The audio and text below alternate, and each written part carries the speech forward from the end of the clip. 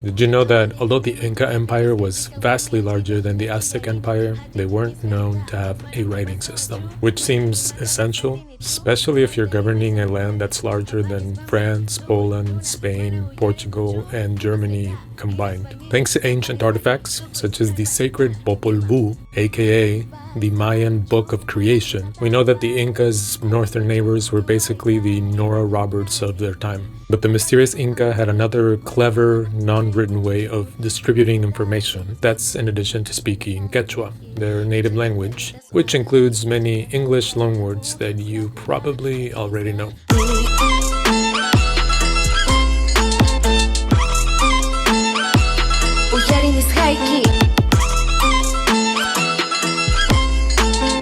Yes, the Inca didn't write anything down because they knotted everything down using an apparatus called the quipus, which was a type of intricate thread-based abacus, some of which contain up to 2,000 threads. The Inca were known to record not just numbers, but also stories, including how they were being massacred by Spanish conquistadors, as told by Juad Fohari over at Unravel magazine. A Spanish priest had also recounted that a group of Spaniards had come across an Inca man who quickly hid his quipus from view when he was encountered.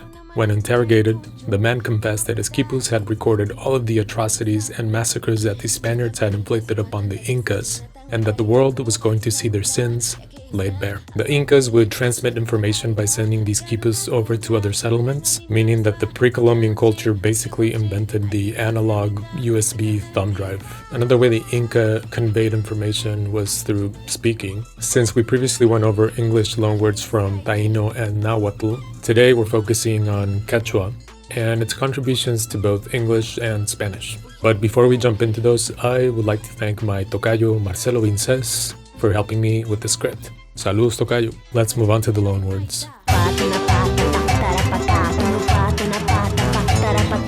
There's quite a few animals native to the Andes, the heart of the Inca Empire, including the llama, vicuña, guanaco, and possibly the most iconic of the entire region, the majestic condor. None of those animals had a wide distribution throughout the American continent, except for one big cat whose Quechua-derived name is still being used today. The animal has various names in the English-speaking world, including mountain lion and cougar, but some Americans and most Spanish speakers still know the cat as a puma, or maybe Pumbra, because you grew up in the 80s and you remember that episode when Mumra transformed himself into a sexy, seductive puma.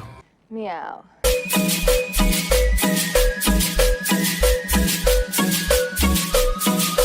Conquistadors learned that dried and salted meats were called charqui by the Inca, and English-speaking settlers in North America would later anglicize the term as jerky. The word has retained its prominence in most English-speaking countries and also South America, but in Central America, Mexico, the Caribbean, and Spain, it's also known as tasajo or cecina.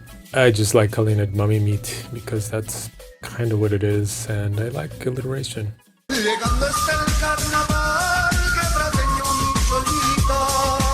Potato was covered in the Taino video, but we're bringing it back because it's actually a collaboration between Spanish, Taino, and Quechua. Now, follow closely because it's a little confusing. Spanish conquistadors simply took batata, the Taino word for sweet potato or yam, and combined it with papa, because to them the tubers apparently look close enough, and then came up with patata, which English speakers adapted as potato. If you wanna ride,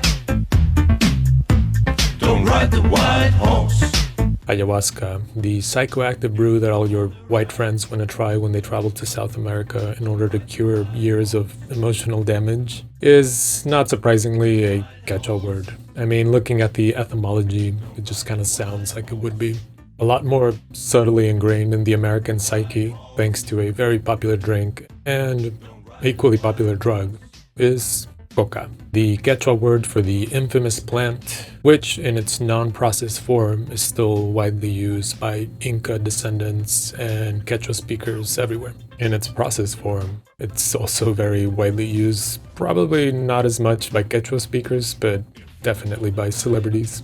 That's it for this video, but if you're ever slipping on a certain brand of sneakers, eating mummy meat, drinking a diabetes-inducing drink, Or if you're stuck in a bathroom stall with Christian Bale and Justin Theroux, think back to all that Quechua you never knew you knew. Make sure to follow the Americano on social media, subscribe to our channel, and we'll see you soon. Ciao.